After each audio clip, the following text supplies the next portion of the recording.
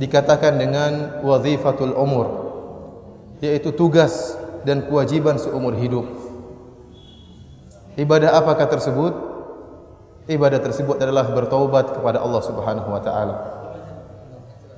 Ibadah ini merupakan kewajiban yang diwajibkan bagi setiap manusia tanpa terkecuali. Bahkan tidak hanya wajib bagi orang awam, bahkan penuntut ilmu yang rajin beribadah, bahkan para ustaz, bahkan para ulama, seluruhnya wajib untuk senantiasa bertobat kepada Allah Subhanahu wa taala. Karena manusia diciptakan oleh Allah Subhanahu wa taala senantiasa tidak lepas dari kesalahan dan dosa. Karenanya Nabi sallallahu alaihi wasallam pernah bersabda tentang sifat manusia. Kata Nabi sallallahu alaihi wasallam, "Kullu bani Adam khata'." Seluruh anak Adam khata', suka berdosa, suka bersalah. Dan kalau kita kembali kepada bahasa Arab, khata' itu adalah sifat mubalaghah yang diartikan karena seorang sering terjerumus atau terjatuh dalam perbuatan tersebut. Kalau kita artikan itu senantiasa bersalah dan berdosa. Kullu bani Adam khata'. Wa khairul khata'ina at-tawwabun, dan sebaik-baik orang yang berdosa atau bersalah adalah orang-orang yang kembali dan bertobat kepada Allah Subhanahu wa taala. Allah menghendaki hamba-hambanya bertobat kepada Allah Subhanahu wa taala.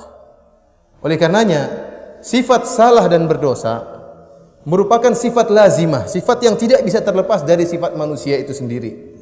Sebagaimana seorang yang tatkala jadi manusia, dia pasti memiliki sifat lapar, butuh dengan makanan. Selama dia seorang manusia, dia pasti lapar dan butuh makanan. Dia pasti haus. Demikian juga dengan dosa. Selama dia seorang manusia, dia pasti tidak bisa tidak, dia pasti berdosa dan bersalah. Oleh karenanya Rasulullah sallallahu alaihi wasallam mengatakan dalam hadis qudsi tentang Allah Subhanahu wa taala mengatakan, "Innakum tukhti'una bil-laili wan-nahar wa ana aghfiru dzunuba jami'an fastaghfiruni aghfir lakum." Kata Allah Subhanahu wa taala dalam hadis qudsi, "Wahai anak-anak Adam, kalian tukhti'un, berbuat salah, berdosa siang dan malam. Dan ingatlah aku Tuhan kalian mengampuni seluruh dosa-dosa, maka mintalah ampunan kepadaku." Namun bukan berarti tatkala seorang tahu dia seorang manusia, seorang makhluk yang senantiasa bersalah dan berdosa, kemudian dia membiarkan dirinya terjerumus dalam dosa-dosa. Tidak. Allah mewajibkan bagi orang yang berdosa untuk bertobat kepada Allah Subhanahu wa taala, untuk kembali kepada Allah Subhanahu wa taala. Karena taubat merupakan ibadah yang dicintai oleh Allah Subhanahu wa taala.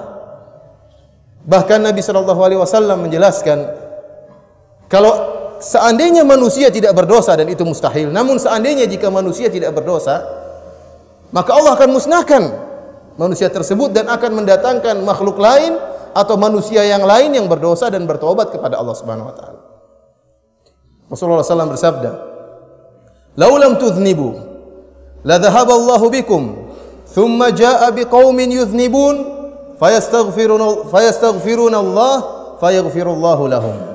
Kalau seandainya kalian tidak berdosa, maka Allah akan binasakan kalian. Kemudian Allah akan datangkan dengan suatu kaum yang mereka berdosa, kemudian mereka beristighfar kepada Allah Subhanahu wa taala dan Allah mengampuni mereka.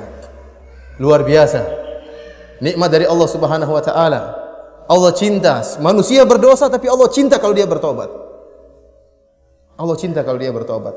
Bahkan Allah berikan ganjaran yang luar biasa terhadap orang-orang yang bertobat kepada Allah Subhanahu wa taala dalam banyak dalil. Seperti bahwasanya Allah Subhanahu wa taala menyatakan bahwasanya Allah cinta kepada orang-orang yang bertobat.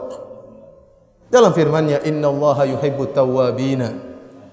Sungguhnya Allah Subhanahu wa taala cinta kepada orang-orang yang bertobat. Siapa di antara kita yang tidak ingin dicintai oleh Allah Subhanahu wa taala? Banyak orang mengaku cinta kepada Allah, tetapi apakah dia juga dicintai oleh Allah? Al-Imam Ibnu Qayyim rahimahullah mengatakan, "Laisa sya'nu an tuhib, innama sya'nu an tuhab." Perkaranya bukan kau mencintai, tapi perkaranya apakah engkau juga dicintai?